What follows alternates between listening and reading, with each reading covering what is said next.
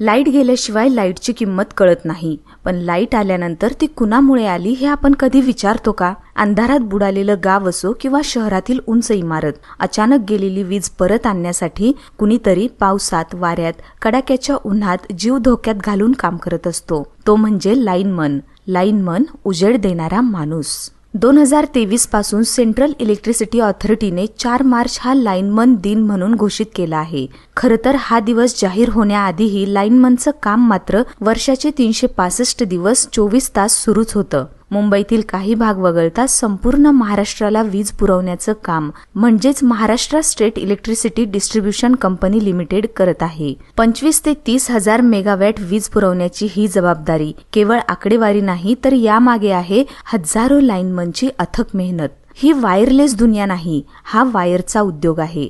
रक्तवाहिन्यांसारखं राज्यभर पसरलेलं विजेचं जाळं सतत सुरळीत ठेवण्यासाठी नियमित देखभाल, दुरुस्ती आणि आपत्कालीन सेवा आवश्यक असते. नैसर्गिक आपत्ती असो, झाड कोसळणं असो किंवा तांत्रिक बिघाड, गेलेली वीज आपोआप येत नाही. कुणीतरी रात्री अपरात्री खांबावर चढून तुटलेली वायर जोडून अंधाराशी 2 हात करून उजेड परत आणत असतो. या कामात जर तर नसतं. हुशारीपेक्षा शिस्त जास्त महत्वाची असते आणि क्षणिक दुर्लक्षही जीवावर बेतू शकतं.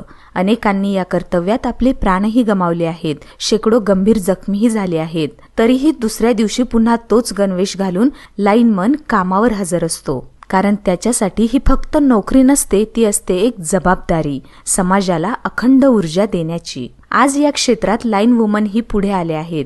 पुरुषांच्या खांद्याला खांदा लावून त्या देखील तितक्याच धैर्याने, तितक्याच जिद्दीने काम करत आहेत. अंधारात उभं राहून इतरांच्या आयुष्याला उजेड देणारी ही माणसं खरं तर समाजातील न दिसणारे नायक आहेत. आपल्या घरातला प्रत्येक बल्ब, प्रत्येक पंखा, प्रत्येक रुग्णालयातील उपकरणं, प्रत्येक शेतातील मोटर चालू असते कारण कुणीतरी खांबावर उभं असतं. म्हणूनच 4 मार्च हा लाईनमन दिन केवळ औपचारिक दिवस न राहता कृतज्ञतेची जाणीव बनली पाहिजे. स्वतःच्या जीवाची पर्वा न करता आपल्या आयुष्यात प्रकाश आणणाऱ्या या लाईनमनला, त्याच्या कष्टांना आणि त्याच्या त्यागाला खऱ्या अर्थाने प्रकाश मिळाला पाहिजे. व्हिडिओ पाहिल्याबद्दल धन्यवाद. असेच माहितीपर व रंजक व्हिडिओ पाहण्यासाठी खेड टाइम्सला सबस्क्राईब करा. फेसबुक व इंस्टाग्राम प्लॅटफॉर्मवर फॉलो करायला विसरू नका. धन्यवाद.